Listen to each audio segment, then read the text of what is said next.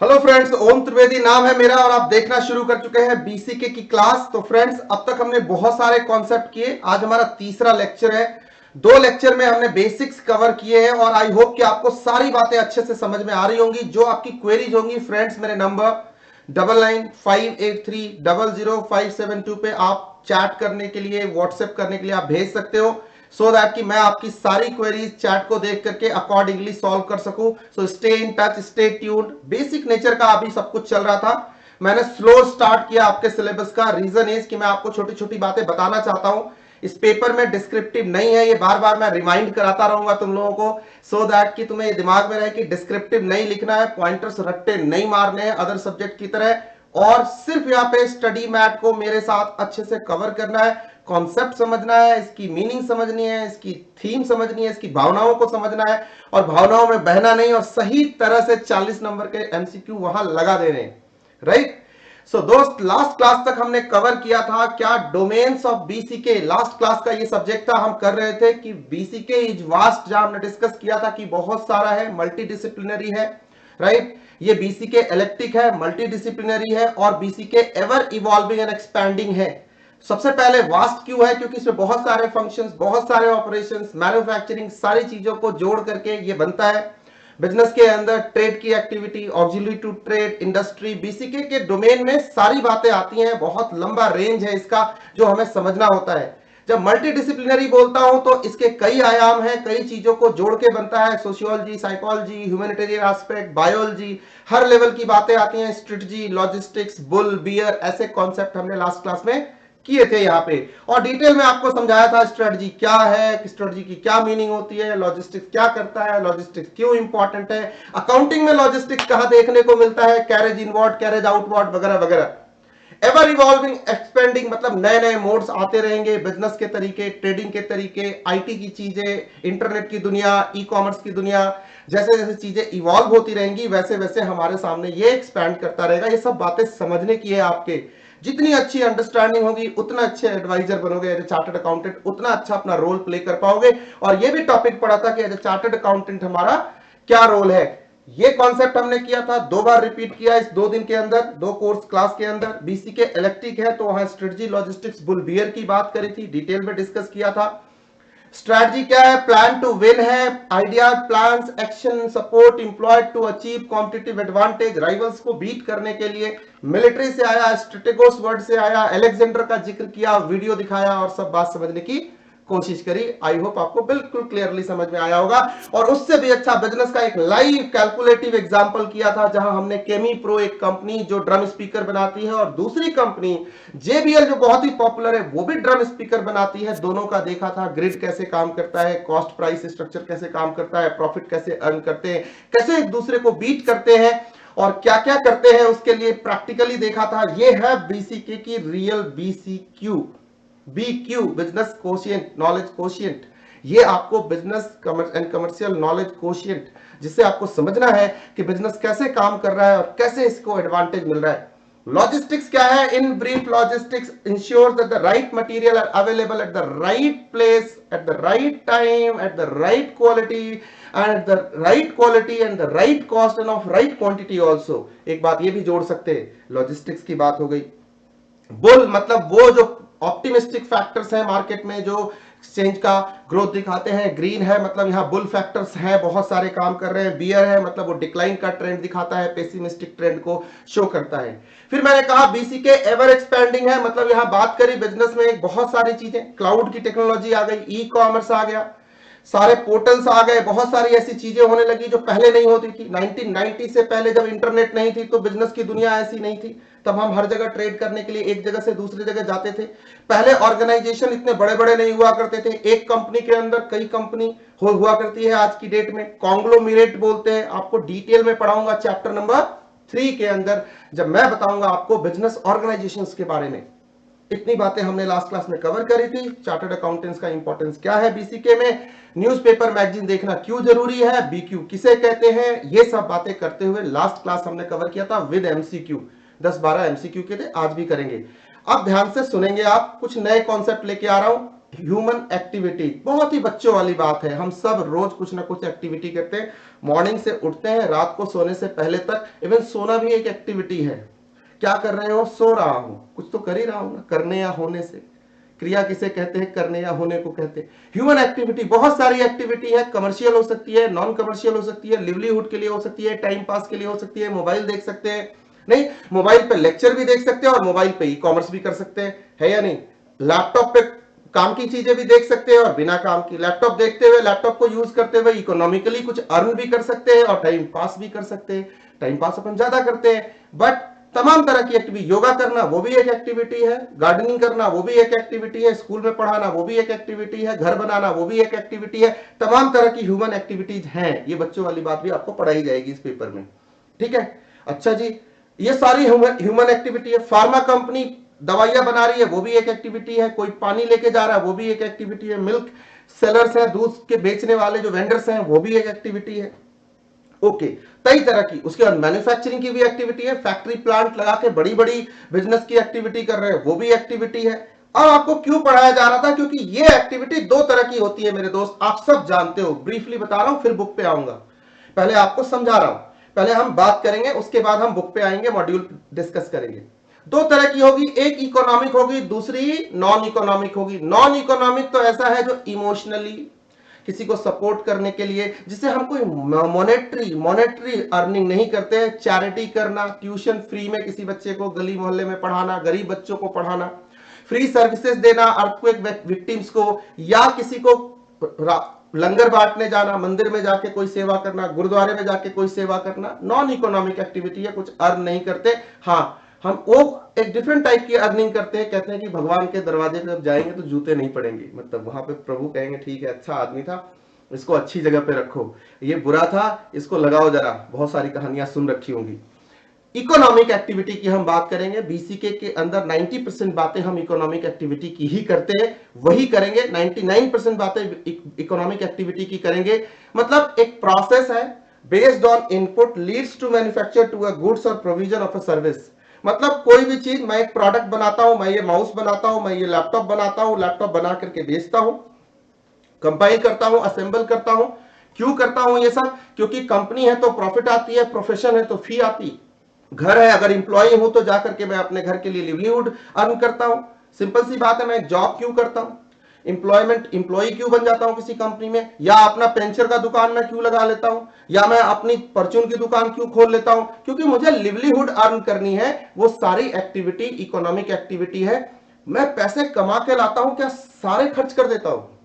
Yes और no बताओ, क्या मैं जो पैसे कमा के लाता हूं सारे खर्च कर देता हूं? नहीं सर, कुछ तो हम सेविंग भी करते हैं। जो सेविंग करते हैं वो क्या है? वो भी इकोनॉमिक एक्टिविटी। अच्छा, इन्वेस्टमेंट करते हैं, वो भी इकोनॉमिक एक्टिविटी है। अच्छा, एग्रीकल्चर करते हैं तो क्या फ्री के लिए करते हैं? घर का राशन इकट्ठा करने के लिए? नहीं जी, हम उसमें से गेहूं उपजाते हैं, व्हीट हो, सुगर केन हो, बेचते हैं ना, पैसे आते हैं ना, इकोनॉमिक एक्टिविटी है।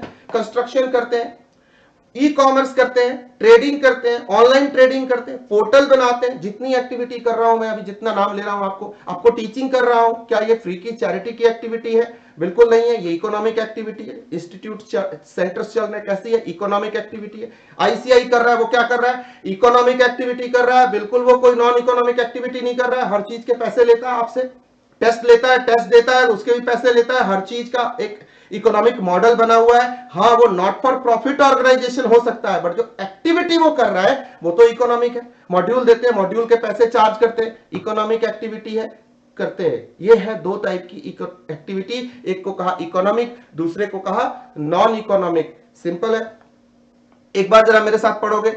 Economic activity is a process. मैंने क्यों कहा ये प्रोसेस है?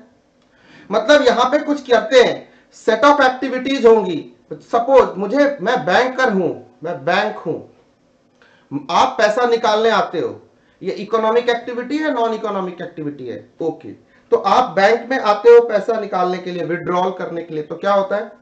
एक काउंटर पे जाते हो, ध्यान से सुनते जाना, एक आंटी बैठी होती है, उनको आप अपना चेक देते हो, राइट? आंटी पैसा निकालना, मान लो बैंक से पैसे निकाल रहे हो, एटीएम से नहीं। तो यहां पे वो क्या करती है? वो आपका खाता बही वगैरह देखती है और आपको एक टोकन पकड़ा देती है। टोकन लेकर के आप जाके किसी काउंटर पे वेट करते हो। इस काउंटर के बाद फिर यहाँ पे अनाउंसमेंट आती है, आपका नंबर आता है, जैसा सिस्टम है डिस्प्ले पे आता है 140 नंबर, 420 जैसा भी आ गया तुम्हारा, ठीक है।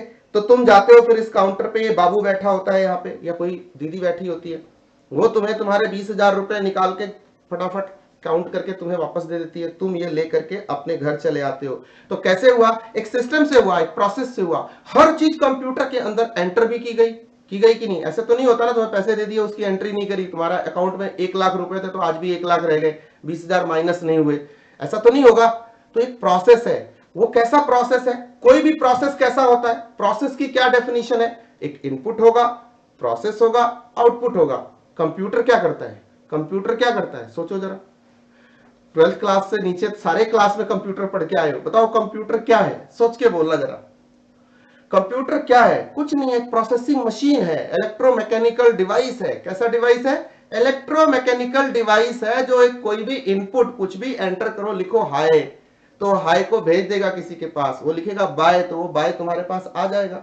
तुम्हारा मोबाइल क्या है, एक प्रोसेसिंग डिवाइस है, जहां तुम व्हाट्सएप पे जाके लिखते हो हाय, तो तुम्हारा फ्रेंड या तुम्हारी गर्लफ्रेंड उधर से जवाब देती है बाय, सी यू टुमारो, अभी बात नहीं करेंगे, रात ज्यादा हो गई है, नहीं मतलब ऐसा कुछ आता है, आता होगा, सही बात है।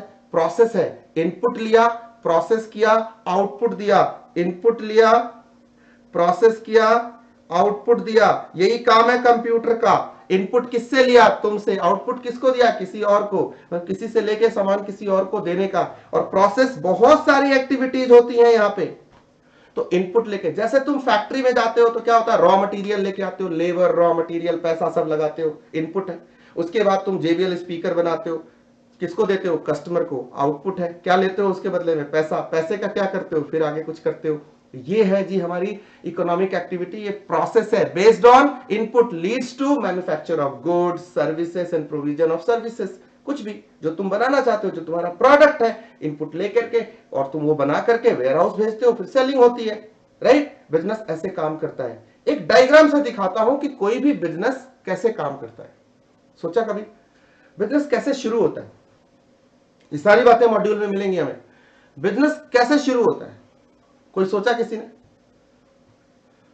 सोच के बोलो, ध्यान देके जवाब देना, बिल्कुल सोच के जवाब देना। बिजनेस की डेफिनेशन आप बता चुके हो, इकोनॉमिक एक्टिविटी है जो सोसाइटी की नीड को सेटिस्फाई करता है। बट बिजनेस कैसे होता है, ध्यान से सुनना, एक डायग्राम से आपको एक्सप्लेन कर रहा हूं कि बिजनेस कैसे होता है। बिजनेस के लिए सबसे ज्यादा जरूरी है एक बिजनेसमैन का होना, एंटरप्रेन्योर का होना, एक बंदे का होना जो बिजनेस को स्टार्ट करे, एक प्रोमोटर का होना। सही है या नहीं, प्रोमोटर का होना, एक प्रोपराइटर का होना, पार्टनर्स है तो पार्टनरशिप में तो पार्टनर्स का होना। सही है या नहीं, यस सर। अच्छा, बिजनेस कहां से शुरू होगा, बिजनेस के लिए एक आइडिया होता है, ध्यान से सुनना, पूरा प्रोसेस बता रहा हूं। एक आइडिया का होना, ये यहां से लेके फाइनल तक काम आएगा, ठीक है। Idea, business starts from idea. An idea, मेरे पास आइडिया आया यार, पूरे इंडिया के अंदर अभी कोरोना फैला हुआ है, राइट। इस टाइम में अपन क्या कर सकते हैं, इस टाइम में अपन सारा टीचिंग ऑनलाइन कर सकते हैं। सुनो जरा ध्यान से। तो फिर आइडिया को तुम्हें एग्जीक्यूट करना पड़ेगा। ये तो सपना है, ख्याल है, अगर तुमने सोचा और तुम सोते रह गए, नहीं, सपने वो हैं जो सोने नहीं देते, सपने वो नहीं जो सोते हुए में आते हैं, राइट। तो आइडिया को रियलिटी में कन्वर्ट करता है बिजनेसमैन, कैसे, इसके बाद वो करता है मार्केट रिसर्च।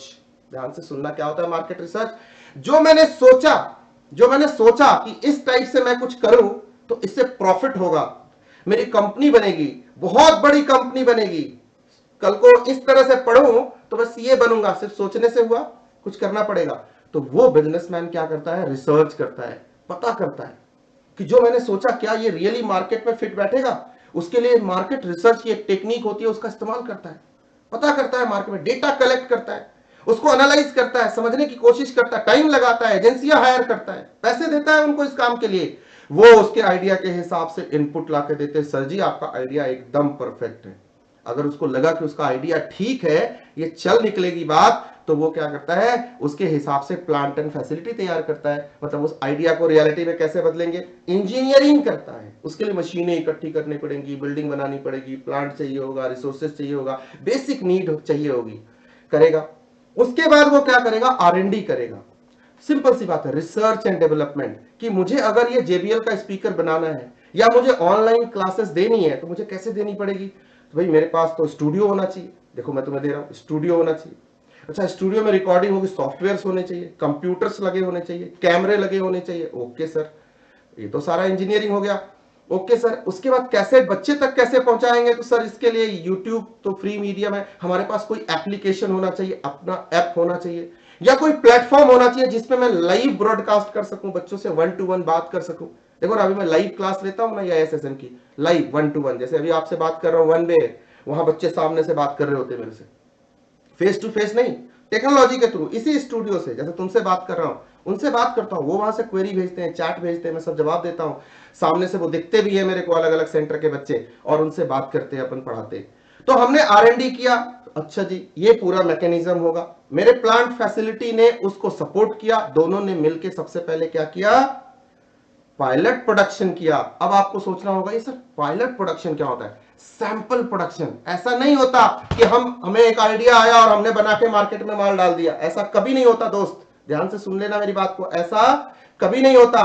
कंपनी जब बिजनेस शुरू होता है तो अपने आइडिया को सबसे पहले मार्केट में मार्केट रिसर्च करके वैलिडेट करता है, फिर उसके हिसाब से प्लांट मशीनरी तैयार करता है, फिर R&D करता है, काफी रिसर्च करने के बाद कि प्रोडक्ट कैसा दिखना चाहिए, ये कैसे डिलीवर होना चाहिए, क्या क्या प्रॉब्लम आ सकती है, कैसे दूर करेंगे, कैसे ट्रबल शूटिंग करेंगे, करने के बाद वो सैंपल जिसे लाइव क्लास देनी है, तो मैं 2 4 5 10 ऐसे ही लाइव क्लासेस फ्री में लूंगा, ट्रायल एंड एरर मेथड लगाऊंगा, रिहर्सल करूंगा, उसको दुनिया को दिखाऊंगा, देखो ये तुम्हें फिट बैठ रहा है क्या, क्वेरी ठीक आ रही है क्या, रियल टाइम में अपन बात कर पा रहे हैं क्या? बच्चा कहेगा हाँ सर, बिल्कुल कम्युनिकेशन प्रॉपर हो रही है सर, टकाटक, एकदम कोई दिक्कत नहीं है सर। आप तो फिर मैं क्या करूंगा? उसकी मार्केट टेस्टिंग करूंगा, जिसे मैं कहूंगा पायलट टेस्टिंग।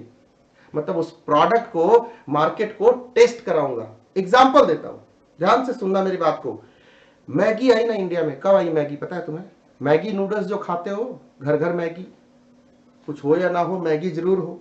इस लॉकडाउन में मिलना बड़ा मुश्किल हो गया, मैं भी बहुत ट्राई मारता हूं यार, मैं भी मैगी जनरेशन का बंदा हूं, तुम भी मैगी जनरेशन के। ध्यान से सुनो, क्या हुआ? मैगी इंडिया में आई, नेस्ले का प्रोडक्ट है, 1980 में। जब आप इंटर में आओगे डिटेल बड़ा वाला केस पढ़ाऊंगा मैगी का, स्ट्रेटेजिक मैनेजमेंट में, बहुत बड़ा केस, खुद बनाया है।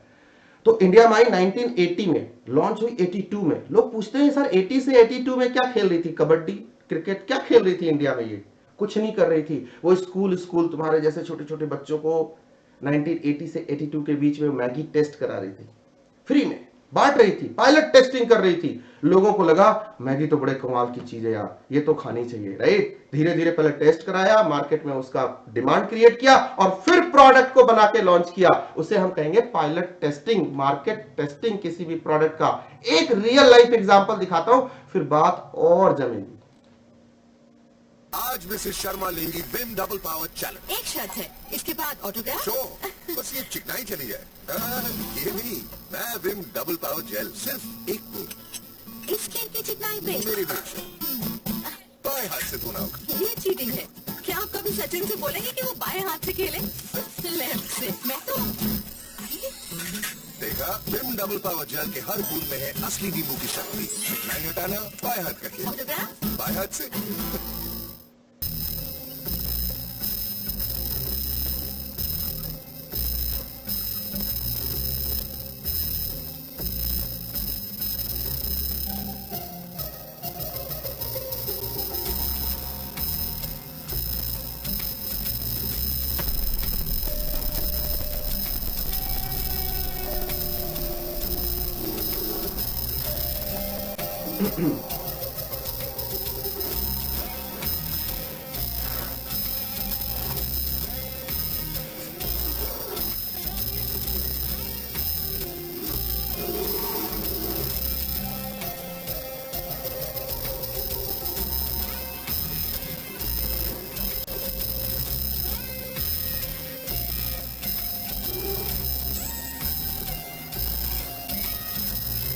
समझ में आई बात थोड़ी सी? ये 2 एडवर्टीजमेंट से आपको ये बात समझ में आ गई। ये बेस्ट तरीके होते हैं। एडवर्टीजमेंट हमारी लाइफ के सबसे बेहतरीन चीजें होती हैं जो हमें बताती हैं कि एक्चुअली कोई चीज रियल लाइफ में कैसे होती है।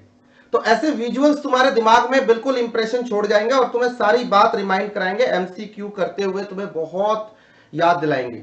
तो क्या क्या किया अब तक हमने कहा बिजनेस स्टार्ट करना एक आइडिया का होना जरूरी है, वो बिजनेसमैन का होगा। उसका मार्केट रिसर्च करेंगे, वैलिडेट करेंगे, प्लांट फैसिलिटी तैयार करेंगे, फिर R&D करेंगे, फिर एक कुछ बनाएंगे। बनाने के बाद मार्केट में जाके राम कपूर की तरह विम जेल हो, या ये हनी बेचने वाली कंपनी हनी टेस्ट कराती है, बियर से अच्छा हनी के बारे में कोई नहीं बता सकता, टेस्ट कराया। कराने के बाद अब हमने कहा बिल्कुल हमारा प्रोडक्ट ढिंचाक है, लोगों को एक्सेप्टेबिलिटी है, अब ये प्रोडक्ट अपन लॉन्च कर सकते हैं मार्केट में। अब हम जाएंगे मास प्रोडक्शन की तरफ। अब हम करने वाले हैं क्या? प्रोक्योरमेंट। क्या होता है प्रोक्योरमेंट? ध्यान से सुनना। क्या होता है? रॉ मटेरियल चाहिए, रिसोर्सेस चाहिए, इकोनॉमिक्स में पढ़ा होगा, लैंड, लेबर, कैपिटल सब कुछ चाहिए ना। अभी तक ऐसा कुछ नहीं किया था, अभी तक सिर्फ अपने आइडिया के हिसाब से प्रोडक्ट बनाकर टेस्टिंग करी थी। कोई भी बिजनेस ऐसे ही शुरू होता है, इकोनॉमिक एक्टिविटी पे इकोनॉमिक एक्टिविटी, पैसा इन्वेस्टमेंट यूं ही नहीं लगा देते, पहले चीज को वैलिडेट करते, चेक करते कि ये काम सक्सेसफुल होगा या नहीं। कई बार ऐसे फैमिलीज में बच्चे जहां की लोगों को पुराना बिजनेस का अनुभव नहीं होता, एक्सपीरियंस नहीं होता, बच्चा चलता है बोला अबे नौकरी कर ले ना, होगा तेरे से, खानदान में किसी ने नहीं किया, बोलते कि नहीं बोलते? बताओ सच सच, बोलते ना। और बिजनेसमैन फैमिली में कोई किसी को नहीं रोकता, क्यों? क्योंकि उसके बाप दादा सबने कर रखा है, तो डरते नहीं, करने को बिजनेस कोई भी कर सकता है। लेकिन टेस्टिंग, इस प्रोसेस से गुजरना जरूरी है। नया आदमी जाता है और सीधे पैसे लगा के सोचता है बस हम बैठ गए गल्ले पे जी, आ गए जी, दुकान खोल दी, फैक्ट्री खोल दी। नहीं, पहले बहुत कुछ लर्निंग होनी पड़ती है। इसीलिए मैं आपको एडवाइस दूंगा, कभी भी बिजनेस करना हो तो पहले इंडस्ट्री में जाओ, कंपनियों में जाओ, 2 4 5 साल लगाओ, काम करो। अगर तुम्हारा फैमिली बैकग्राउंड बिजनेस का नहीं है तो, और जिसका बैकग्राउंड है तो बचपन से देख रहा है कैसे खेलते हैं बिजनेस में, तो उसको टेंशन नहीं है। ठीक है, अपन नॉन बिजनेस फैमिली से आते थे, तो अपन IIM से लेकर के अलग अलग जगह जाके सीखे, फिर आके अपन पब्लिशिंग कंपनी और अपने एजुकेशन की ये कंपनियां शुरू करी, और तब जाके समझ में आई दुनिया, क्योंकि हमारा प्रायर एक्सपीरियंस नहीं था। तो आपने क्या करना है? सबसे पहले ऊपर वाला पिलर तैयार करना है, और उसके बाद शुरू करनी है प्रोक्योरमेंट। प्रोक्योरमेंट का मतलब होता है मैं रॉ मटेरियल, रिसोर्सेस सब इकट्ठा करूंगा ना, क्योंकि मुझे बनाना है क्या? विम जेल, मुझे क्या बनाना? हनी, मुझे क्या बनाना? मैगी, जो भी बनाने हैं मेरे प्रोडक्ट या सर्विसेज, उसके लिए प्रोक्योरमेंट करूंगा। रॉ मटेरियल, रिसोर्सेस, फिर क्या करेंगे? प्लांट में भेजेंगे, मैन्युफैक्चरिंग होगी, मैन्युफैक्चरिंग होके क्या आने वाला है? फिनिश्ड गुड्स एंड सर्विसेज आने वाले हैं, या WIP या स्क्रैप, जो भी होगा, वर्क इन प्रोग्रेस, आगे पढ़ोगे आप। ठीक है, हमने फिनिश गुड्स बनाया, हमने JBL का स्पीकर बना लिया, सर जी अब स्पीकर आ गया, अब क्या करूं? अब सर बेचने का टाइम आ गया, वेयर हाउस में भेज दो। तो देखो ना, लॉजिस्टिक्स वाला भाई, ऑपरेशंस वाला भाई एक्टिव हो जाएगा। जैसे ही तुम माल बना करके तैयार करोगे, ले जाके उसको वेयर हाउस में स्टोर करेगा, सेफली स्टोर करेगा, रखेगा, लॉजिस्टिक्स काम करेगा यहां पे। अब ध्यान से सुनो, अब मार्केटिंग वालों को पता चल गया कि प्रोडक्ट बन के स्टोर में तैयार है, तो वो क्या वेट करेंगे? उनको पहले ही पता चल गया, उन्होंने बेचना शुरू किया, कस्टमर ढूंढना शुरू किया। मार्केटिंग का क्या काम है? अगेन एक फंक्शन आ गया, बिजनेस का फंक्शन। क्या काम है? कस्टमर रिलेशनशिप मैनेजमेंट करना, CRM, कस्टमर रिलेशनशिप मैनेजमेंट करना, ऑर्डर्स लाना, उसका काम है। नए नए कस्टमर ढूंढते रहो, मॉल में ढूंढो, यहां ढूंढो, वहां ढूंढो, अपने प्रोडक्ट के हिसाब से देखो कौन बाय कर सकता है, और जो बाय कर सकता है उसको ऑफर करो, उससे बात करो, कम्युनिकेट करो, और फिर उसे अपना कस्टमर बनाओ। पुराने कस्टमर को रिटेन करके रखो, फिर उसको कुछ अलग बेचो। राइट? ऐसा नहीं है कि हम सिर्फ नए कस्टमर बनाते हो, पुराने को भूल जाते हैं, ऐसा नहीं है। कस्टमर RO एक बार जिसने खरीदा, अगर उसको हम अच्छी सर्विस देते रहेंगे तो वो अपने पड़ोसी को भी बोलेगा कैंट ही लेने का, RO बोले तो कैंट, ठंडा बोले तो कोका कोला। क्यों? कस्टमर की लॉयल्टी के लिए जरूरी होता है कि बिजनेस उसके साथ लगातार बातचीत, कम्युनिकेशन। देखो ना, तुम कोई लैपटॉप खरीदते हो कंपनी की तरफ से, गाड़ी खरीदते हो, उसका गाड़ी का आप रिपेयर कराने जाते हो, वर्कशॉप में जाते हो सर्विस कराने के लिए, पीछे से आ जाता ना फीडबैक फॉर्म लेकर के बंदा, सर फीडबैक दे दो ना। फिर फोन आता है, सर आपकी गाड़ी ठीक चल रही है। ये क्या है? यही CRM है, कस्टमर रिलेशनशिप मैनेजमेंट है। जितना अच्छा कस्टमर को आप मैनेज करोगे, कस्टमर आपको और कस्टमर देगा, और खुद भी दोबारा जब नई गाड़ी खरीदने की जरूरत पड़ेगी, तुम्हारा ही वही होंडा लेगा, होंडा सिटी, वही एसेंट लेगा, वही i10 लेगा, i20 लेगा, मर्सिडीज लेगा, जगुआर लेगा, जो भी जिसका जैसा बाइंग पावर है, जिसकी जिसके साथ बनती है वैसी गाड़ी लेगा वो। तो मार्केटिंग का काम है CRM करना, ऑर्डर्स लेके आना। ऑर्डर कहां जाएंगे? लॉजिस्टिक्स, ऑपरेशंस, वेयर हाउस को जाएंगे। वेयर हाउस का क्या काम होगा? माल उठाओ, राइट माल को राइट कस्टमर को राइट टाइम पे डिलीवर कर देने का भाई। राइट? कस्टमर को माल गया, कस्टमर ने ऑर्डर किया, कस्टमर को माल गया, कस्टमर भी कुछ देगा क्या हमें? हाँ जी, बिजनेस में क्या देगा कस्टमर? कस्टमर हमें रेवेन्यू देगा, बिल्स रिसीवेबल्स देगा, रिसीट आएंगे, पैसे आएंगे। अब फिनेंस वाले एक्टिव हो गए, माल आया, तुम्हारा काम शुरू हो गया। व्हाइट कॉलर जॉब बोलते हैं ना चार्टर्ड अकाउंटेंट्स को। अब वो नजर रखेगा पैसों के ऊपर, कुंडली मार के बैठेगा। इस पैसे का क्या करेगा? रेवेन्यू आया, इसी से प्रॉफिट होगा, रिजर्व एंड सरप्लस होगा, रिटेन्ड अर्निंग होगा, डिस्ट्रीब्यूशन होगा, डिविडेंड बांटेंगे, सब इसी से होगा, री इन्वेस्टमेंट होगी, ये सब इसी से होगी। ऐसे ही कोई भी बिजनेस सर्कल में राउंड राउंड राउंड राउंड चलता रहता है। क्या बिजनेस हो गया? Yes. Idea to conversion into profit, revenue, wealth, long term में वेल्थ मैक्सिमाइजेशन, वर्थ, कंपनी की वर्थ बनती है। फाइनेंस का क्या काम है? फाइनेंशियल मैनेजमेंट करना। कुछ रह गया क्या? हाँ, मान लो मैंने तुमसे आरओ खरीदा, ध्यान से सुनना, तुमसे मैंने JBL स्पीकर खरीदा, तुमसे मैंने, सर सुन लो, आपने मेरे से, बच्चों ने, आपने मेरे से क्लास खरीदी, आपने मेरे से गूगल ड्राइव या पेन ड्राइव पे मेरी क्लास ली, या SSM की या BCK की या SCMPE की फाइनल में। अब क्या होगा? आपको कोई क्वेरी आएगी तो आप किसे कॉल करोगे?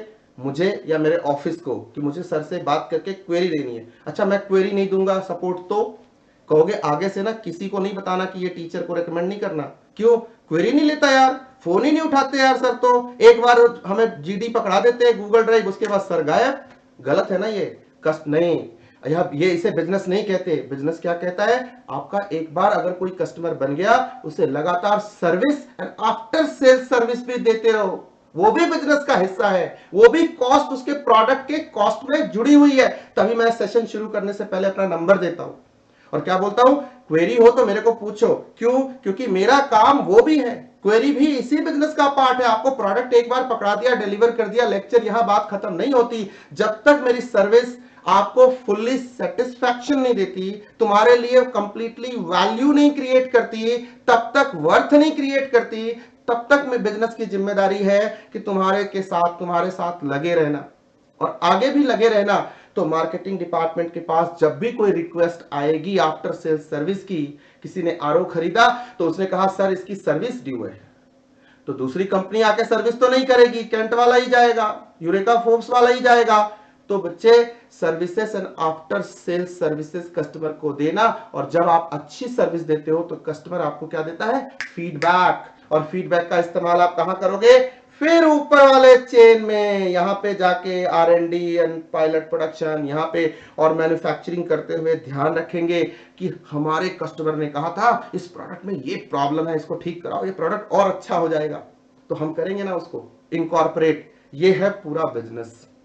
और एक लास्ट फंक्शन होता है बिजनेस के अंदर जिसे हम कहते हैं ह्यूमन रिसोर्स मैनेजमेंट, जिसका काम होता है एम्प्लॉइज को मैनेज करना। इसका काम होता है एम्प्लॉय की पॉलिसी बनाना, एम्प्लॉइज को बहुत सारी सुविधाएं देना, उनके सैलरी तय करना, उनकी जॉब के बारे में उनको डिस्क्रिप्शन। आपने 12th क्लास BST में पढ़ रखा होगा। यह है पूरा चार्ट जिससे आप करते हो बिजनेस की कोई भी बिजनेस एक्टिविटी। समझ में आ गई बात? अब तुम्हें मॉड्यूल बहुत अच्छा समझ आएगा। क्यों? क्योंकि तुमने बिजनेस का पूरा जो फ्लो है, जो प्रोसेस है, जो मैंने कहा ना, एक इकोनॉमिक एक्टिविटी क्या? एक प्रोसेस है जिसमें कुछ इनपुट होता है। आइडिया इनपुट था, प्रोडक्ट बनाया, आउटपुट है क्या? बोलो यस और नो। आइडिया इनपुट था, इस इनपुट से हमने क्या बनाया? पायलट टेस्टिंग करके सैंपल प्रोडक्ट बनाए, ये आउटपुट था क्या? तो ये प्रोसेस, एक प्रोसेस। देखो बिजनेस के अंदर कितने इकोनॉमिक प्रोसेस चल रहे हैं। दूसरा, यहां से पायलट टेस्टिंग करके प्रोडक्ट का डिजाइन मुझे मिल गया, प्रोक्योरमेंट करके मैन्युफैक्चर किया, फिनिश गुड्स तैयार किया, फिर एक प्रोसेस पूरा हुआ। तो बिजनेस के अंदर ऐसे ही छोटे छोटे प्रोसेसेस चलते रहते। यही इकोनॉमिक एक्टिविटी है प्रैक्टिकली। अब आते हैं बच्चे बुक के ऊपर। ये डायग्राम आपको दिमाग में रहेगा, ये चार्ट आपको प्रोवाइड कर दूंगा। Idea to finance to HR, पूरा बिजनेस का ये प्रोसेस डिजाइन आपके सामने है। इसी तरह से हम बिजनेस करते हैं और यही अभी हम अगले 2-3 पेजेज में पढ़ने वाले हैं, इसी के आसपास घूमने वाले। ठीक है, आ जाओ अपनी बुक निकालो, मॉड्यूल पे आ जाओ।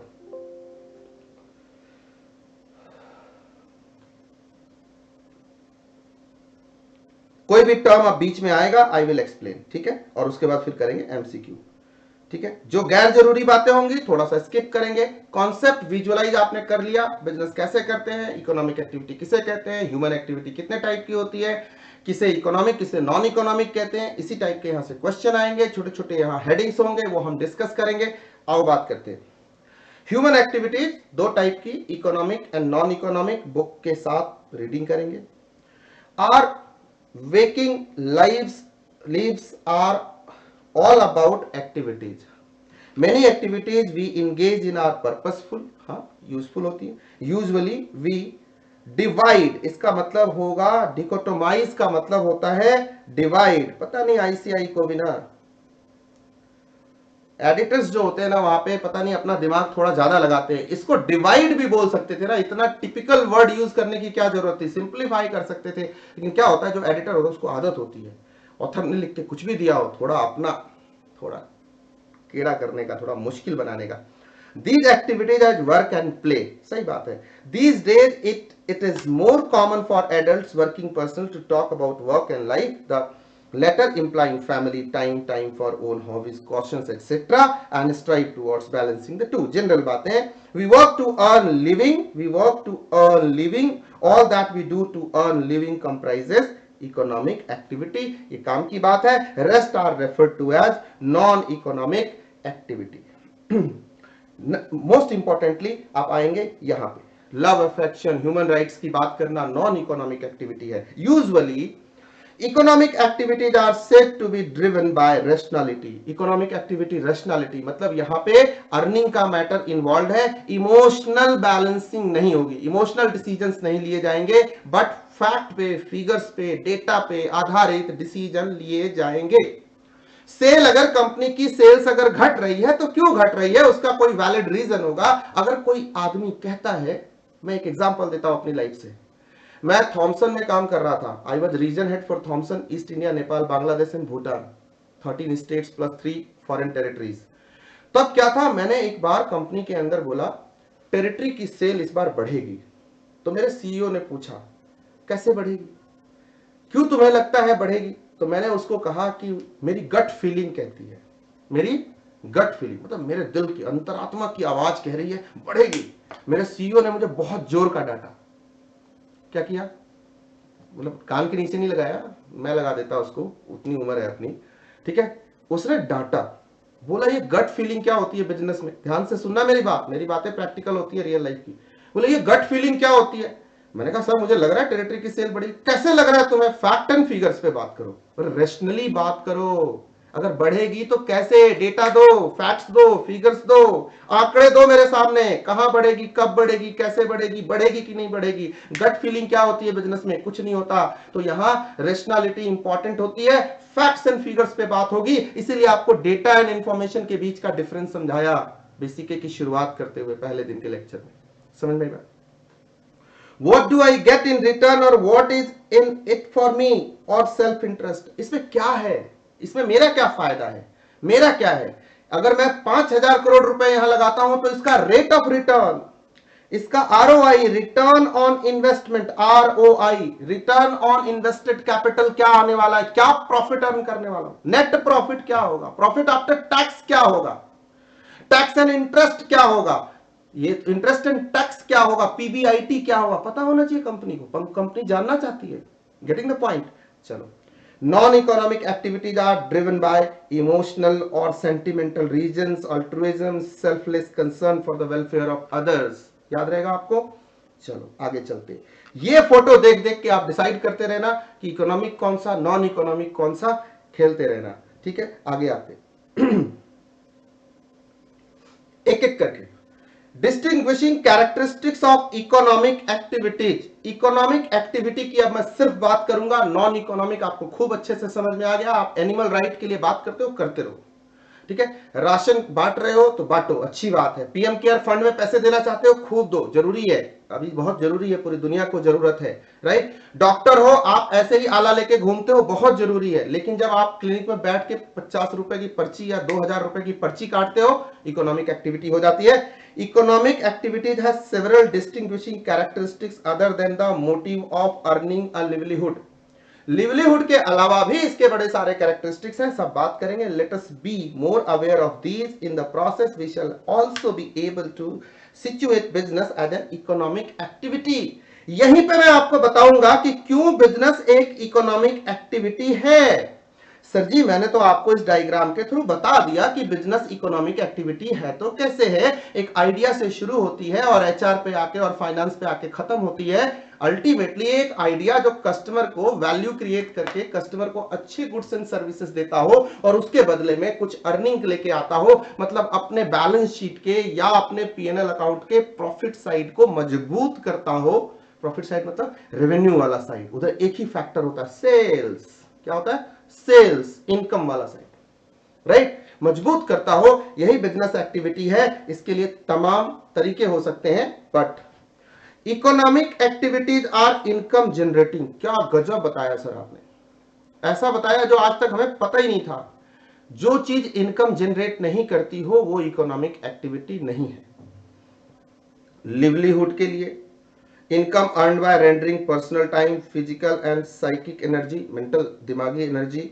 इन other words through one sweat and intellect is called earned income. जहां खून पसीना लगता हो, बुद्धि लगती हो, उससे हम पैसे कमाते हो, वो सब इकोनॉमिक एक्टिविटी है. And the income earned by letting out one's property is called property income. बहुत तरह की चीजें हैं और इसके लिए फैक्टर ऑफ प्रोडक्शन इकोनॉमिक्स में पढ़ा होगा, जैसे कि लैंड, लेबर, कैपिटल, एंटरप्रेन्योरशिप की जरूरत, मतलब एक बिजनेसमैन के दिमाग की जरूरत पड़ती है. और सर आपको इस डायग्राम में मैंने वो चीज बता दी. बताई कि नहीं बताई? बिजनेस कहां से शुरू होगा? बिजनेसमैन से शुरू होगा. ये डायग्राम अगर दिमाग में फिट हो गया ना, कोई भी बिजनेस इसी सिस्टम से करते, ऐसे ही होता है. फ्लो यही है. तो ये अभी सारी बातें आगे की समझ में आएंगी. ऐसे पढ़ने का बीसी के मॉड्यूल भी करने का, साथ ही साथ पहले विजुअलाइज करने का, होता कैसे रियल लाइफ में कैसे होता है, फिर बात करते हैं. ठीक है. The corresponding income characterisation in exchange of the compensation for their factor services are wages, salary, rent, interest and profit. अलग अलग टाइप से अलग अलग जगह की इनकम अलग अलग होती है. कहीं रेंट होता है, कहीं इंटरेस्ट होता है, बैंक इंटरेस्ट चार्ज करता है, बिजनेस प्रॉफिट कमाती है और सैलरी पर्सन को सैलरी या वेजेज मिलता है. That's it. It is not necessary that all these incomes may be earned in the form of money only. Cash और kind किसी भी फॉर्म में हो सकता है. एग्जाम्पल, लैंड ओनर्स में कंपनसेट. क्या होता है? गांव में लोग काम करते हैं. देखो तुम्हें एक लाइव एग्जांपल देता हूं. हमारे यहाँ खेतों में क्या होता है, मेरे डैडी अभी भी संभालते हैं. वो क्या होता है, बहुत सारा, जैसे हमने गेहूं काटा, कटाई हुई गेहूं की, तो गेहूं कटाई हुई तो गेहूं के बदले में पैसे नहीं दिए जाते. तुमने काट दिया 2 किल्ले जमीन या 2 एकड़ जमीन निपटा दिया तो ये पैसे ले लो ना. उसका रेंज बनता है. मतलब अगर तुमने 10 गट्ठर काटा नॉट्स, तो एक तुम्हारा है, मतलब 9 ओनर के पास चला गया, एक चला गया उसका मेहनताना. ऐसे तो वो कैश में तो नहीं है, बट उसको गेहूं मिला, अनाज मिला, राइट. ऐसे ही पहले जमाने में जब अपन छोटे थे तो थोड़ा सा सामंती सोच है इंडिया में, तुम सब जानते हो. हम जैसे लोग उसको सपोर्ट नहीं करते, हम उसके अगेंस्ट हैं बिल्कुल. तो क्या होता था कि लोग जैसे बड़े घरों में, जैसे नाई होता था या मोची होता था, उसका काम है इस घर के जितने साल भर के काम होंगे, नाई मोची वाले वो करेगा आके, राइट. तो वो करता था पहले, जब मतलब बहुत एकदम छोटा था मैं, तो मैंने ये चीज देखी है अपनी आंखों से, करता था. उसके बाद उसका क्या, उसकी मेहनताना क्या, उसको पैसे नहीं दिए जाते थे. साल में जैसे गेहूं हुई, धान की फसल पैडी हुई या गन्ना हुआ, तो उसमें उसका हिस्सा होता था कि भाई ये नाई का हिस्सा है, ये मोची का हिस्सा है, ये सर हमारा फला का हिस्सा, ये पंडित जी का हिस्सा है. सबके हिस्से, उसमें से ये अनाज उसके लिए निकाल दो. उसके घर उसके अनाज भिजवा दिए जाते थे काइंड में. वो उसका, लेकिन वो कैसा है, इकोनॉमिक है, नॉन इकोनॉमिक है? आप बोलोगे सर ये तो इकोनॉमिक एक्टिविटी है ना, नाई मोची जो काम कर रहा है, पंडित जी जो आके मंत्र पढ़ रहे हैं, राइट. तो जरूरत पड़े तो मुझे बुलाना, मैं भी आके पढ़ दूंगा. पंडित जी हूं मैं भी, ठीक है. तो ये लेकिन क्या है, वो कैश में नहीं था. अभी पंडित जी आते, लो 1000, 1 रुपए, 10 रुपए चढ़ाइए, चढ़ाते हो ना. तो पंडित जी वहां कुछ भी नॉन इकोनॉमिक नहीं कर रहे, इमोशनल कुछ भी नहीं हो रहे, पूरा इकोनॉमिक एक्टिविटी है, चढ़ा रहे हो तुम, ठीक है. अब मंदिरों में जाके जो तुम कर रहे हो वो है या नहीं, आगे बात करेंगे, सोचना. The nomadic pastors who brought their herds to graze the subs left of the harvest were often paid in the form of food grains, वही बात मैंने कह दी. How much each factor will earn, the factors are according to their contribution to the production. In other words, income is generated in the process of production. कैसा उसका contribution है, कितना उसकी अर्निंग होगी, डिपेंड करेगा. उसका रोल कैसा है, उसका इफेक्ट कितना है. अगर कोई 50,000 रुपए का एक प्रोडक्ट तैयार कर रहा है तो तैयार करने वाले की इनकम ज्यादा होगी, और कोई 5,000 का कर रहा है, रेवेन्यू के शेयर में, टर्नओवर के शेयर में उसका शेयर होगा. सिंपल सी बात है. Economic activities are productive. Obviously मैं फार्मिंग करता हूं, प्रोडक्टिव है. मैं माल बनाता हूं, जूते बनाता हूं फैक्ट्री में, प्रोडक्टिव है. तो कोई भी इकोनॉमिक एक्टिविटी नॉन प्रोडक्टिव हो गया. मैं बच्चे पढ़ाता हूं, बच्चे पढ़ने के बाद पास करते हैं, प्रोडक्टिव है. पढ़ने के बाद सिलेबस कंप्लीट होता है. ऐसा तो नहीं होता पढ़ाए जा रहे हैं और सिलेबस खिसक ही नहीं रहा, पहले पेज में ही फंसे हुए अपन. नॉन प्रोडक्टिव नहीं हो सकता. इकोनॉमिक एक्टिविटी प्रोडक्टिव होती है. Man can not create matter, but using ingenuity man can transform matter variously to produce goods and services for the satisfaction of various needs. कई needs की requirement. बिजनेस क्या करता है? JBL का speaker बनाता है, लैपटॉप बनाता है, प्रोडक्ट बनाता है. कोई क्या करता है? अनाज लेता है, व्हीट लेता है और उससे क्या बनाता है? शक्ति भोग आटा.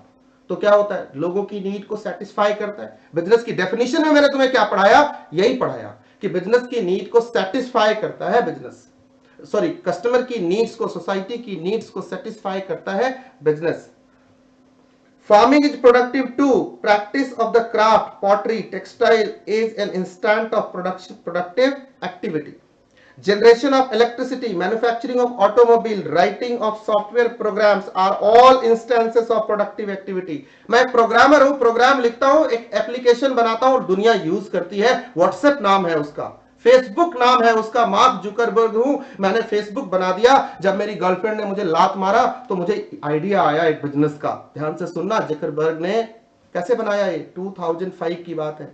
उसका, वो हार्वर्ड में पढ़ रहा था, उसका हो जाता है ब्रेकअप सॉन्ग आजकल बड़े फेमस है ना. ब्रेकअप हो जाता है तो उसको याद आता है, यार बहुत जूते पड़े, इज्जत ही नहीं रही अपनी, तो क्या करें, कुछ अच्छा करते हैं. आइडिया आया उसको, उसने बनाया फेस मैश. फिर उसका नाम आगे चल के रखा द फेसबुक, लेकिन दुनिया ने उसको यूज किया फेसबुक के नाम से. अब वो फेसबुक के नाम से जाना जाता है, मार्क जुकरबर्ग. सोशल मीडिया एक मूवी है, कभी मौका मिले तो देखना, तुम्हें बहुत समझ में आएगी. Teaching, medicine, law, accountancy, all are productive activity. सब प्रोडक्टिव एक्टिविटी है. चाहे वो कोई फेसबुक बनाना हो, ट्विटर बनाना हो, टेलीग्राम बनाना हो, जितनी भी थी, ये भी एक प्रोडक्टिव एक्टिविटी है. प्रोडक्शन में be done either bye subsistence और सेल्फ कंजम्पशन फॉर मार्केट. खुद के लिए भी, सेल्फ कंजम्पशन के लिए भी प्रोडक्शन की जा सकती है. Production represents the supply side of the economy. देखो, दो तरह की इकोनॉमी के दो सिस्टम होते हैं, supplier driven, customer driven. Supplier driven, demand driven. Customer driven means demand driven. क्या मतलब सप्लायर ड्रिवन? मैंने बहुत सारा माल बनाया और बनाने के बाद बाजार में जाके दे दिया. पुराने जमाने की जो अर्थव्यवस्थाएं थी, पहले इकोनॉमी थी, जो स्टीव स्मिथ जिसकी बात करता है, जिसकी बात माल्थस करता है, जिसकी बात टेलर करता है, जिसकी बात फोर्ड करता है, वो सारी बातें जो बीएसटी में पढ़ के आए हो, वो सप्लायर ड्रिवन इकोनॉमी थी उस जमाने में. आज की इकोनॉमी सप्लायर ड्रिवन नहीं है. आज की इकोनॉमी कस्टमर ड्रिवन है. कस्टमर को जो पसंद वो बात कहेंगे, तो दिन को रात कहे तो रात कहेंगे. Getting the point? तो कस्टमर के हिसाब से. लेकिन जब हम प्रोडक्शन की बात करते हैं तो वो सप्लायर ड्रिवन इकोनॉमी का एक सूचक होता है. लेकिन मॉडर्न टाइम्स में प्रोडक्शन भी कस्टमर की नीड को देख के किया जाता है, क्योंकि कस्टमर अभी बिजनेस का गॉड है. Okay, here its scope is broader, not only to induce the place where it takes place, but also the entire range of activities and occupations devoted to delivering the production of the market, transport, warehousing, intermediaries, wholesaler, retailer, etc. सारी बातें इसमें शामिल होंगी. Even consumption is an economic activity. जरूरी नहीं कि हमने कुछ बना दिया, हमने कुछ खर्चा कर दिया, हमने कुछ इनकम कर लिया, हमने कंज्यूम किया. मेरे को जरूरत थी किसी लैपटॉप की, मेरी यूटिलिटी के हिसाब से कंजम्पशन. मुझे रोटी चाहिए, कपड़ा चाहिए, मकान चाहिए, फिल्में देखनी है, नेटफ्लिक्स देखनी है, मूवी देखनी है, लेक्चर देखने हैं, मोबाइल चाहिए. ये सब क्या है? मेरी नीड है, मेरी यूटिलिटी है, मेरी रिक्वायरमेंट है. उसके हिसाब से मैं उसको जाके पाना चाहता हूं, कंज्यूम करूंगा इन सारे गुड्स एंड सर्विसेज को. तो वो क्या है, मेरी कस्टमर ड्रिवन बात हो रही है, demand side of the economy है, वो भी तो पैसे देके ही होगा, उसी से तो बिजनेस का सप्लाई डिमांड सप्लाई का रिलेशनशिप स्टैब्लिश होगा, सप्लाई एंड डिमांड का रिलेशनशिप स्टैब्लिश होगा। तो कंजम्पशन भी एक इकोनॉमिक एक्टिविटी है। कैसी economic activity, demand side of economics, that is goods and services on which the people will spend there income. तो सिर्फ इनकम नहीं, स्पेंडिंग एवं सेविंग भी, वो भी इकोनॉमिक एक्टिविटी है। पैसे का बचाना, पैसा बचाते हैं फिर असेट बनाते हैं, घर बनाते हैं, गाड़ी खरीदते हैं, राइट। तो सेविंग भी, वेल्थ एक्यूमुलेट करना भी इकोनॉमिक एक्टिविटी है। चैरिटी तो नहीं कर रहे ना, कुछ आगे जाके उससे कुछ बनेगा, कुछ तो होने वाला है, कभी तो वो खर्चा होएगा, कभी तो वो यूज होएगा, कभी तो उस पर इंटरेस्ट आ रहा होगा। एफडी कर दिया हमने, इंटरेस्ट आ रहा है, 5 साल बाद वो भुनाएंगे, मोटा आएगा इंटरेस्ट, बैंक देगी, right. Economic activity. Production is organised in response to demand, obviously consumption है तो ही प्रोडक्शन है, तो ही मैन्युफैक्चरिंग है।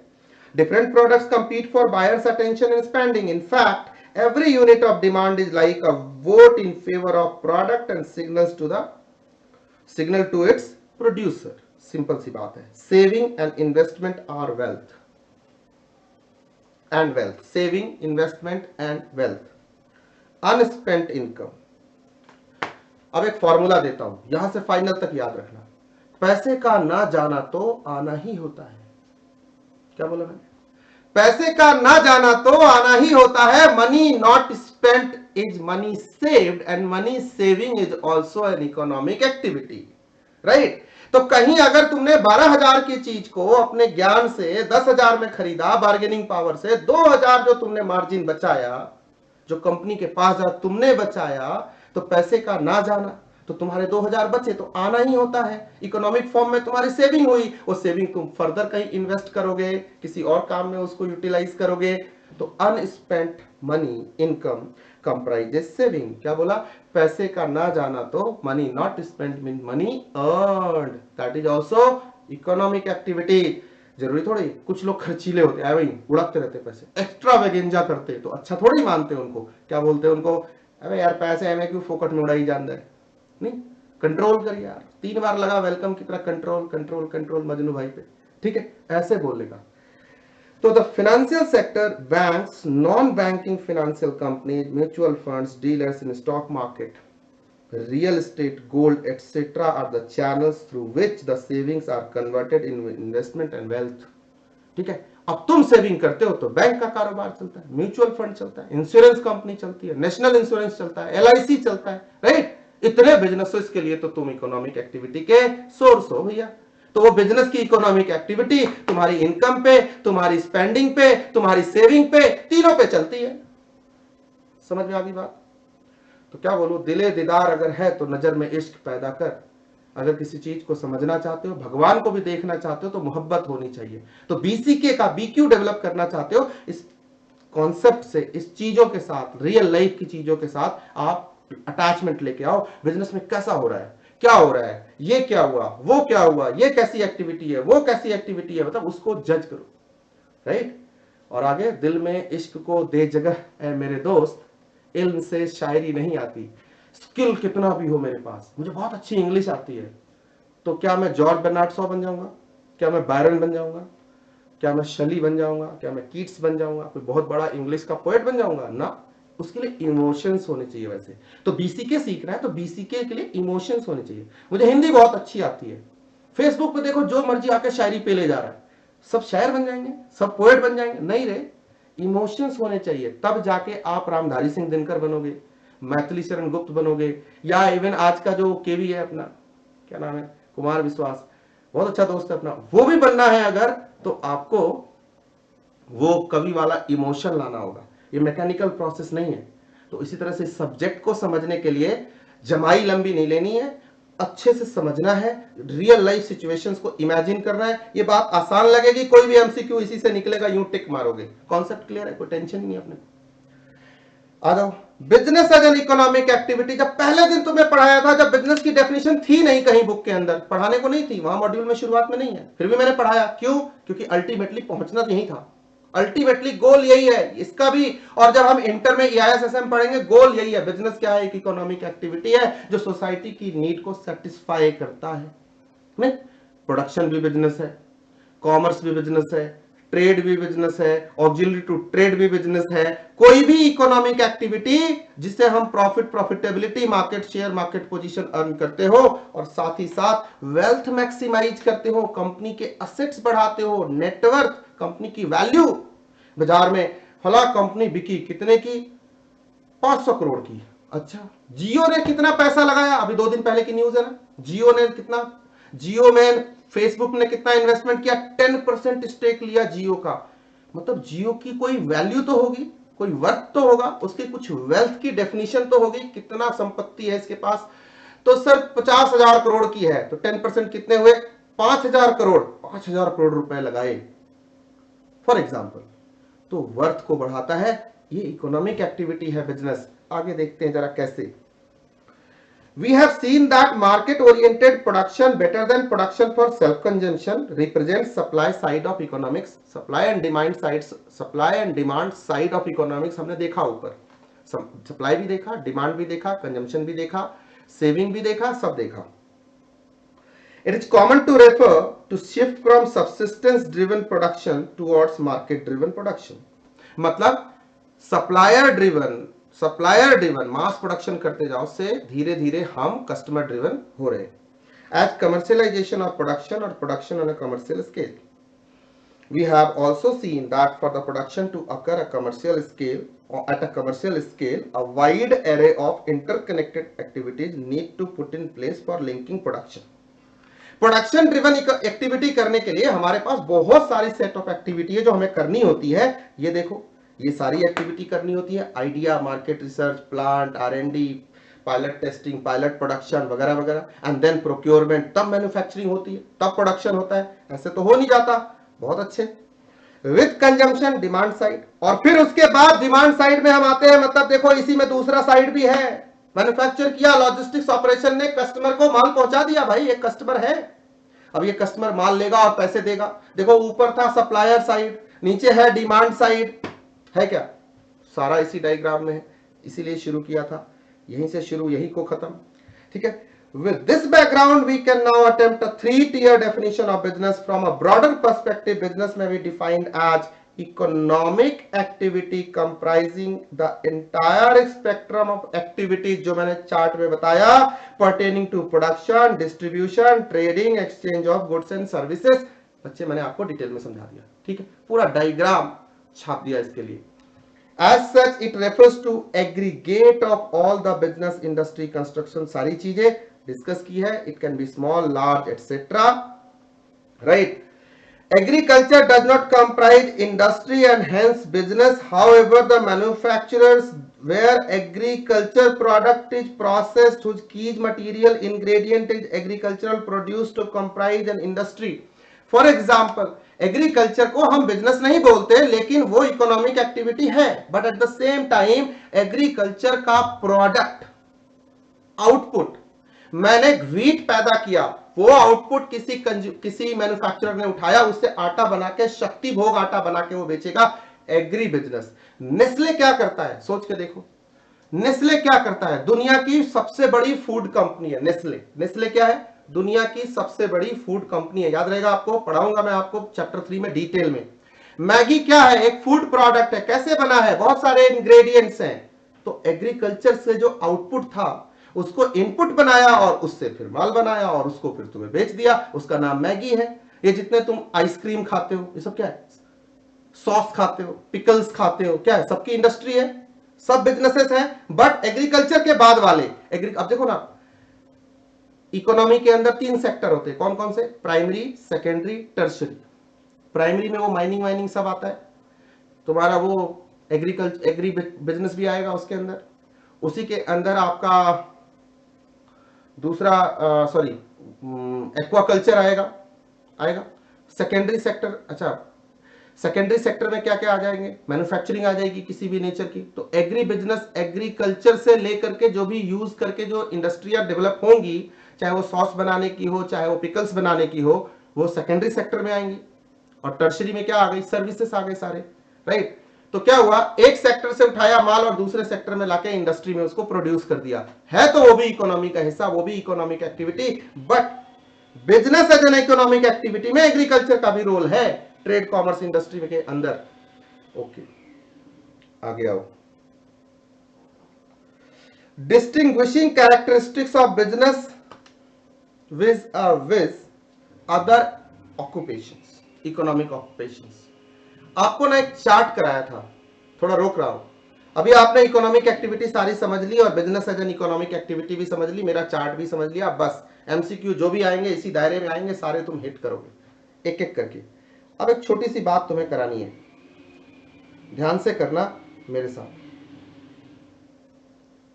तुम्हें ये वाला डायग्राम पढ़ाया था, याद है मैंने क्या कहा था? बिजनेस के अलावा और भी इकोनॉमिक एक्टिविटी है, जैसे हम एम्प्लॉय बनते हैं, एम्प्लॉयमेंट कॉन्ट्रैक्ट ऑफ सर्विस होता है, उसके थ्रू हम एम्प्लॉय बन जाते हैं, फिर हम सेल्फ एम्प्लॉयड बन जाते हैं, अपना कुछ काम करते हैं, फिर हम बिजनेस चलाते हैं, हम वो भी करते हैं, और फिर हम इन्वेस्टर बन जाते हैं। अलग अलग लोग अलग अलग बॉक्स में रहते हैं, हर कोई इन्वेस्टर नहीं बनता, हर कोई बिजनेसमैन नहीं बनता, हर कोई सेल्फ एम्प्लॉयड नहीं हो सकता, काफी लोग एम्प्लॉय रह जाते हैं, राइट। इसी नॉलेज पे जितनी बात आपको यहां एक्सप्लेन करी थी, यही ये सेक्शन जो हम पढ़ने वाले हैं। Business as an economic occupation is vastly diverse, yet only a small portion of population, more so under educated population, engage in it, more so urban educated, sorry not under, urban educated population engages in it। ये तो derogatory line है, urban ही नहीं सब urban और rural लोग भी business में engage होते हैं, ऐसा नहीं लिखना चाहिए था, ठीक है। I have objection. For example, of all of you pursuing chartered accountancy, only a small percentage is going to start a business। वो तो मैंने तुम्हें पहले ही बता दिया, 80% लोग एम्प्लॉय होते हैं, 12% सेल्फ एम्प्लॉयड होते हैं, 7% बिजनेसमैन बनते हैं और सिर्फ 3% इन्वेस्टर बनते हैं। ये रिसर्च कहता है, पूरी दुनिया का डेटा रिसर्च है, मार्केट रिसर्च है, ये कहता है। Got the point? फिर भी इससे क्लियर हो गया कि हम बात करने वाले हैं 3 प्रकार के लोगों की यहां पे। कौन कौन सी? सबसे पहला एम्प्लॉयमेंट, एम्प्लॉय, दूसरा प्रोफेशन जो सेल्फ एम्प्लॉयड होते हैं, प्रोफेशनल लोग, और तीसरा बिजनेस की, राइट। आओ जरा देखें एम्प्लॉयमेंट, कुछ ज्यादा बताने की जरूरत है। एम्प्लॉयमेंट मतलब नौकरी करता हूं, तो क्या होता है नौकरी में? एक कॉन्ट्रैक्ट ऑफ सर्विस होता है, ध्यान से सुनना, मेरा एक जॉब डिस्क्रिप्शन होता है। कॉन्ट्रैक्ट ऑफ सर्विस मतलब जाते तो ऑफर लेटर मिलता है, ऑफर लेटर से ज्वाइन करते हैं। अच्छा, उसमें देखना जरा किसी का भी ऑफर लेटर, उसमें लिखा होता है तुम्हारा काम है फाइनेंस संभालना, तुम्हारा काम है एंट्रियां करना, तुम्हारा काम है टैली पे एंट्री करना, तुम्हारा काम है गेट कीपर का काम है। तो उसकी जॉब प्रोफाइल है, नहीं उसका जॉब डिस्क्रिप्शन है, और उसके हिसाब से उसकी सैलरी है, वेजेज है, कॉम्पनसेशन है, रेम्यूनरेशन है, जो भी आप कह सकते हो, नोन एज वेजेज और salary, right. Salary denotes office staff, managers. Wages usually denotes factory workers, factory workers के लिए वेजेज है, जो ऑफिस स्टाफ है, जो परमानेंट स्टाफ है, उसके लिए सैलरी है। One has to undergo a detailed process of recruitment and selection। तुमने बीएसटी में ह्यूमन रिसोर्स मैनेजमेंट पढ़ा होगा, वहां 3 एक्टिविटी होती है, क्या क्या बोलो जरा? Pre selection, selection and post selection. Pre selection में job profile, job description, job analysis, उसके बेसिस पे हम करते हैं सिलेक्शन, मतलब प्रोफाइल के हिसाब से रिक्रूटमेंट और तुम्हारी ज्वाइनिंग। ज्वाइनिंग के बाद क्या करते हैं? पोस्ट सिलेक्शन के बाद क्या करते हैं? ओरिएंटेशन, फिर तुम्हारा पोस्टिंग, फिर तुम्हारी परफॉर्मेंस अप्रेजल, फिर तुम्हारी रेम्यूनरेशन, जो भी तुम्हारा प्रमोशन वगैरह, और फिर जरूरत पड़ती है तो लात मार के कंपनी से निकाल भी देते हैं या तुम खुद रिटायर हो जाते हो। तो ह्यूमन रिसोर्स में, एम्प्लॉयमेंट में 3 तरह की एक्टिविटी। प्री सिलेक्शन, सिलेक्शन से पहले जो कुछ होता है, फिर सिलेक्शन, सिलेक्शन और हो गई, और पोस्ट सिलेक्शन, सिलेक्शन के बाद जो कुछ होता है। 3 कैटेगरी में बांट दिया। यही होता है ना किसी भी कंपनी के अंदर। तो एम्प्लॉयमेंट के अंदर ये बात होती है recruitment, selection for one's engagement in employment. उसकी एक मिनिमम क्वालिफिकेशन होती है। फ्रेशर्स को भी रिक्रूट किया जाता है एज एन इंटर्न, उसको ट्रेनिंग दिया जाता है, फिर बाद में उसे एम्प्लॉय बनाया जाता है। This is called employment. ऐसे लग रहा है जैसे मैं कोई बहुत बड़ा साइंटिफिक फैक्ट बता रहा हूं, आइंस्टीन ने E = mc² प्रूव कर दिया, ठीक है। Simple employment for your knowledge. Profession, profession का मतलब तुम्हें सीए की डिग्री मिल गई, तुम्हें एक सील एंड मुहर मिल गया, अब तुम्हारे पास सर्टिफिकेट ऑफ प्रैक्टिस है, नहीं तुम्हारा सीओपी है, सर्टिफिकेट ऑफ प्रैक्टिस है। Now you can make your clients, you can practice it, you can provide consultancy and then you can charge your fee। तो प्रोफेशन को आती है फी। आप क्वालिफाइड हो, आप चार्टर्ड अकाउंटेंट हो, आप सीएस हो, आप सीएमए हो, आप एक्चुअरी हो, आप इंजीनियर हो, आप डॉक्टर हो, आपके पास सर्टिफिकेट ऑफ प्रैक्टिस, आप टीचर हो, प्रोफेशन है, टीचर हो, प्रोफेशन है, राइट। तो प्रोफेशन है, इसको प्रोफेशन कहेंगे। Again profession is rendering of services of a specialised nature. Certificate of practice होगा और यहां पे कोई एग्जामिनेशन असेसमेंट बॉडी होगी, जैसे आईसीआई है, आईसीएसआई है, आईसीएआई है जो सीएमए बनाती है, सीपीए है, एसीसीए लंदन है, अलग अलग बॉडीज हैं वो बनाती हैं। ऐसे इंश्योरेंस का भी डिग्री होता है, एक्चुअरी का डिग्री होता है, बैंकिंग की डिग्रियां होती है, इंस्टीट्यूट ऑफ बैंकर्स है मुंबई में, वो देती है। Got the point. तो अलग अलग चीज के लिए अलग अलग ऑर्गेनाइजेशंस बनी हुई है, वो आपको चीजें प्रोवाइड करती है। Got it, okay. Professions can be pursued as independent practice or under a contract of employment too। जैसे आप ऑडिट करने जाओगे कल को किसी फॉर्म का, तो क्या होगा, आपको टर्म्स ऑफ एंगेजमेंट साइन करना पड़ता है कि ऑडिट से पहले टर्म्स ऑफ एंगेजमेंट बोलते हैं, लेटर होता है, राइट। ऐसे ही बैंक ऑडिट करने जाओगे तो पहले एक लेटर आएगा, ऑफर लेटर टाइप, आपको एक्सेप्ट करना पड़ता है। आप तैयार होते हो करने के लिए तो करते हो, उससे पहले आप बहुत सारा ड्यू डिलिजेंस करते हो, बहुत सारी जानकारी इकट्ठी करते हो, क्लाइंट कैसा है, क्या है, इसकी कंपनी कैसी है, मुझे करना चाहिए कि नहीं करना चाहिए, कोई फ्रॉडिया तो नहीं है, राइट। तो प्रोफेशन में ये सब चीजें ध्यान रखनी पड़ती है। तमाम तरह के प्रोफेशन है, accountancy, architecture, designing, engineering, law, medical etcetera. Done, okay. Professionalism is often associated with perfectionism. Perfect होना चाहिए आपको अपने प्रोफेशन में, अपने प्रैक्टिस में। आप स्पेशलिस्ट होते हो, आप टेक्नोक्रेट होते हो। अकाउंटिंग है तो अकाउंटिंग के मास्टर हो गए, फाइनेंस है तो फाइनेंस के मास्टर हो गए, एमबीए हो तो तुम अच्छा मैनेज कर सकते हो, मैनेजमेंट की स्किल तुम्हारे पास अच्छी होनी चाहिए। तुम्हारी इंटीग्रिटी बहुत इंपॉर्टेंट है क्योंकि तुमने कुछ शपथ ली है, सीओपी ऐसे नहीं मिलता, आप कुछ शपथ लेते हो, राइट। तो क्या historically, however, professions emerge in pursuit of nobility, demonstrated highest level of integrity and ethics, and were held in very high esteem, social status, respect, etc। CA लगाते हैं ना गाड़ी के पीछे, सीए लगाते हैं ना, मेडिकल का डॉक्टर का सिंबल ऐसे क्रॉस, फटाफट प्लस का साइन, क्यों, इज्जत बढ़ जाती है यार अपनी। तो सब लोग बिल्कुल, अरे डॉक्टर जा रहे हैं, अच्छा सीए, अच्छा आपका बेटा, अच्छा जी ग्रेट, चलो बनो जल्दी जल्दी। Chartered accountants for example represent a noble profession for ensuring truthfulness and fairness in conduct of business. आपका सिग्नेचर प्रधानमंत्री के सिग्नेचर से भी ज्यादा पावर रखता है। And hence instrumental in entering the trustworthiness and hence the integrity of entire economic system. The logo of the institute ICAI is suggestive to vigilance expected from the CAs। क्या लिखता है लोगो में, क्या लिखा है, कभी पढ़ा है ध्यान से लोगो?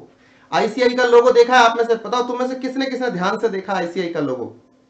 एकदम दिल पे हाथ रख के बताना सर मैंने देखा है, राइट। क्या लिखा होता है? यह एष सुप्तेषु जागृति, जो सोए हुए को जागृत रखता है, किसी को सोने नहीं देता, सबको जागृत रखता है, और जगाए रखता है, अलर्ट करता रहता है कि देखो भैया ये फाइनेंशियल क्राइम है, ये मत करो, ये रेगुलेटरी कंप्लायंस कहता है, लॉ कहता है, आपको ये मानना पड़ेगा, जीएसटी में ये रूल है, ये टाइम आ गया, आप रिटर्न भर दो, बोलते नहीं है, ये टाइम आ गया, अभी अभी कमिश्नर का नोटिस आ जाएगा, फंसोगे तो मेरे को मत बोलना, ठीक है। ये काम है, उसको लगातार उसको सही प्रैक्टिसेस के बारे में क्लाइंट को बताते रहना, बिजनेस एंड प्रोफेशन के लोगों को जगाए रखना, इसीलिए उसे कस्टोडियन ऑफ नेशनल वेल्थ भी बोलते हैं। पूरे देश का जो पूरा संपत्ति है उस पे उसकी नजर होती है, उसको वो ध्यान से, अगर सीए चाहेगा तो देश की इकोनॉमी बहुत मजबूत हो सकती है, ये उसके पावर में है। अब चाहे तो ना चाहे तो क्या होगा, तो बहुत कुछ हो जाएगा, ठीक है। उसकी ट्रेनिंग नहीं लेना, अभी आगे की बात करते हैं। अब डिस्टिंक्शन है, मीनिंग हमें पता है। सबसे पहला बिजनेस में क्या करते हैं, इकोनॉमिक एक्टिविटी है जो ट्रेड एंड कॉमर्स इसके अंदर आती है, इंडस्ट्री आती है।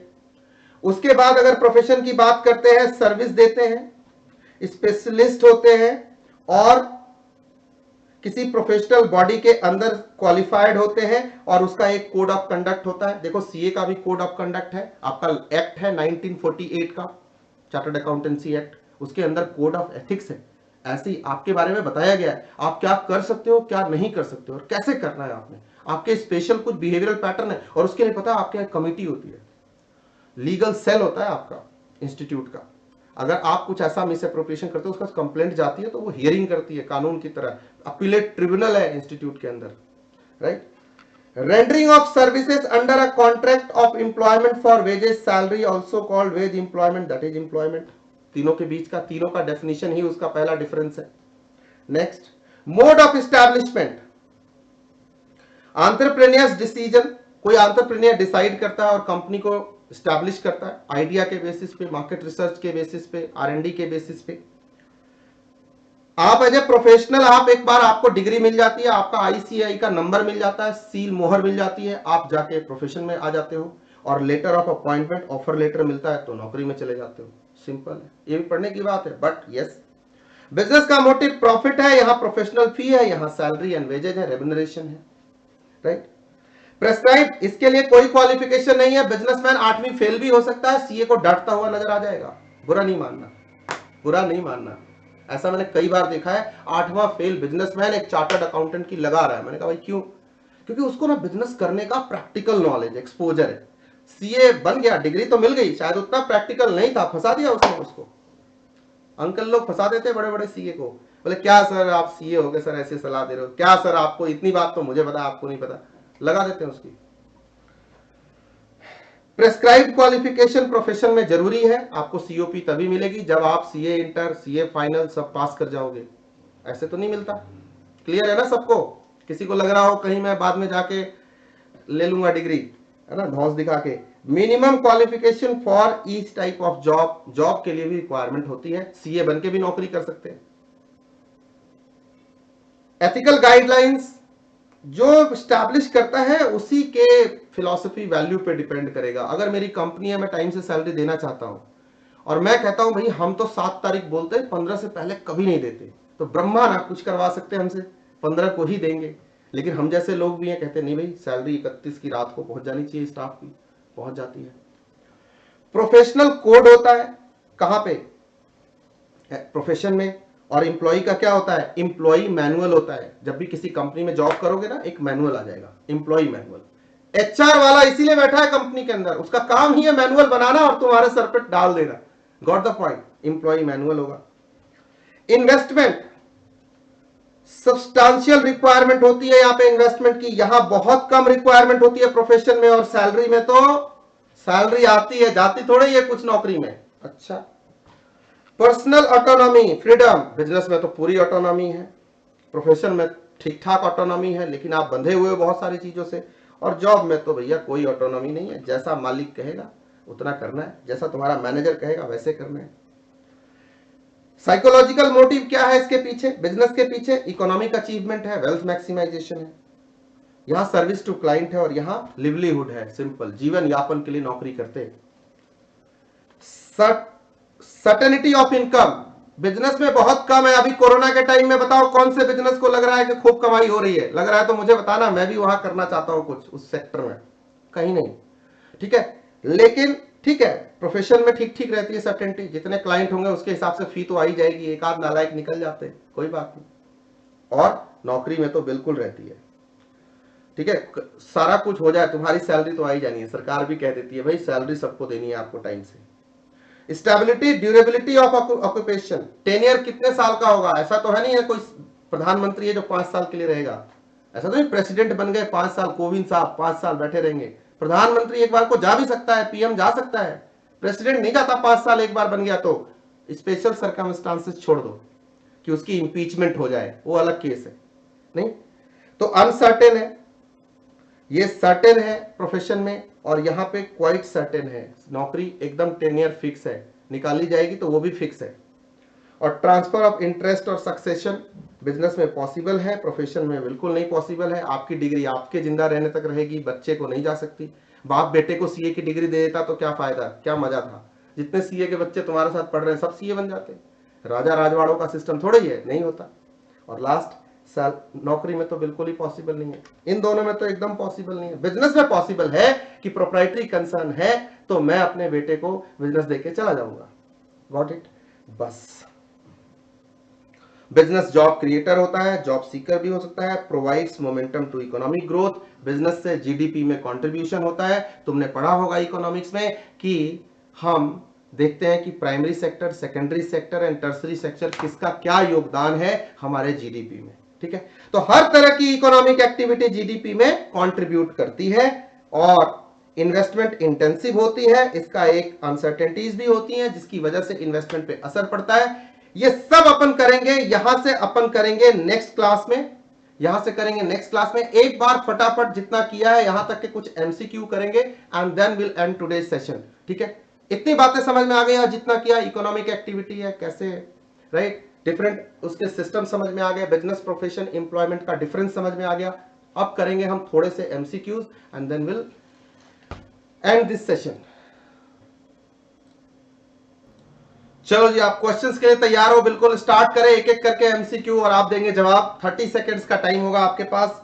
चलो, first question on your screen my dear friends, and the question is dash business pertains to manufacture, distribution and sales of a large variety of staple groceries, confectionery, etc., personal care and home care products such as soaps and detergents, toiletries and cosmetics, etc. Options are A, retail, service, FMCG, e-commerce. ध्यान से सोच के देना, general knowledge है कि कौन सा business in सबसे रिलेटेड बिजनेस को किस कैटेगरी में रखते हैं। रिटेल है, सर्विस है, एफएमसीजी है, ई कॉमर्स है। And my dear friends, your time starts now. पूरे 30 सेकंड आपके हैं, सोच के सही जवाब देना है।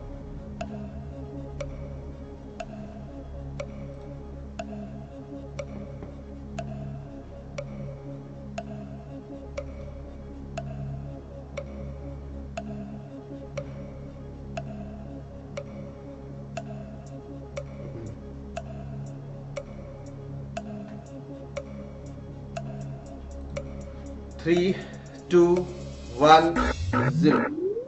Clear?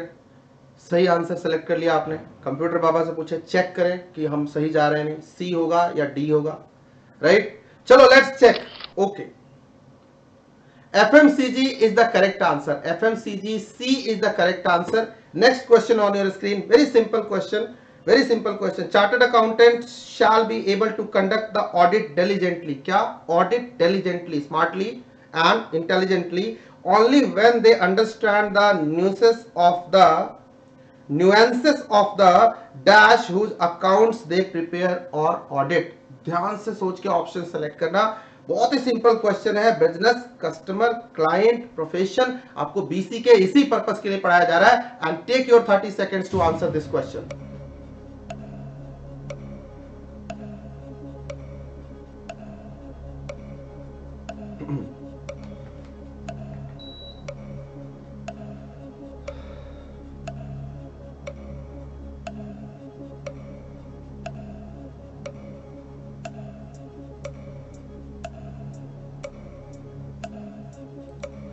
Five, 3, 2, 1, 0।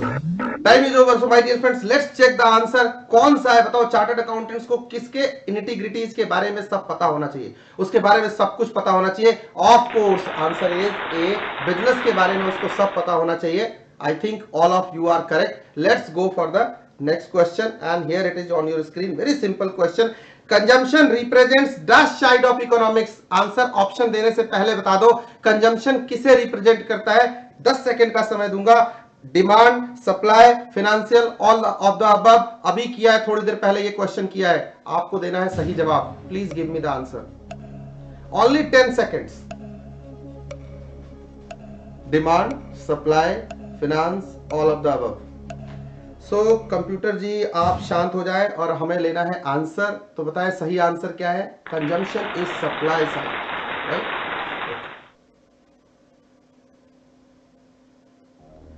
Income earned by rendering dash is called earned income, right. Personal income, physical energy, psychic energy, all of the above. कौन सा? 10 सेकेंड्स। अभी किया है थोड़ी देर पहले हमने। 10 seconds and that will be enough.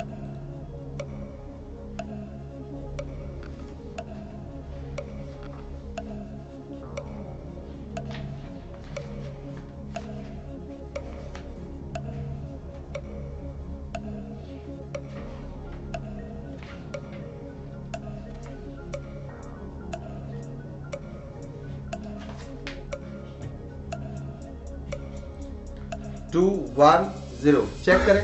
Income earn by rendering dash is called earn income. Personal time, physical energy, psychic energy, all of the above. मेरे हिसाब से तो ऑल ऑफ द, ठीक है। So D is the correct answer. एक correction करवा रहा हूं मैं, एक करेक्शन है मेरी तरफ से, जरा ध्यान से देखेंगे आप। सॉरी, लास्ट क्वेश्चन में हमसे गलती हुई है। Consumption represents the dash side of economics. Consumption is demand side, not supply side. Demand side, sorry, that was a mistake. E is the correct answer. यहां कंप्यूटर में गलत आंसर फीड था, right, so we have to correct it, ठीक है। चलो आगे चलें। Supply was the wrong answer, so sorry for that. Next question आपके स्क्रीन के ऊपर, नेक्स्ट क्वेश्चन, चलो ध्यान से जवाब देंगे। Income earn through one sweat and intellect is called, क्या कहते हैं उसको? Is called number 1 labour wages, earn income, hard earn income, wage rates. And आपको समय पे जवाब देना है, पूरे 30 सेकंड दे रहा हूं आपको। Think and reply perfectly.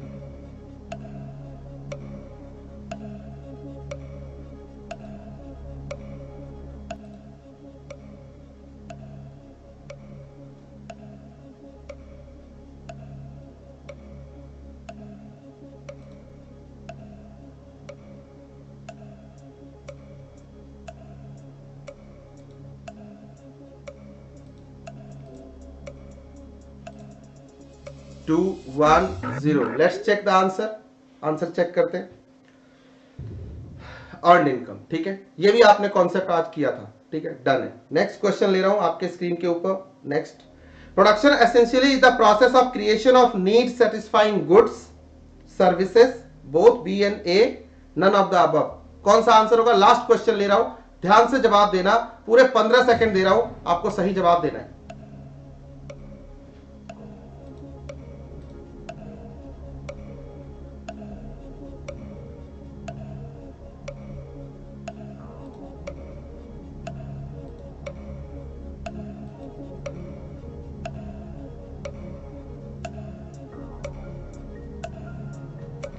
चलो मैं घड़ी महाराज को शांत कर देता हूं। Production essentially is the process of creation of need satisfying goods services, A and B, goods and services both, none of the above. Let's check the answer. सभी का जवाब सही होगा, आई एम श्योर कि सबके जवाब सही थे, बोथ ए एंड बी।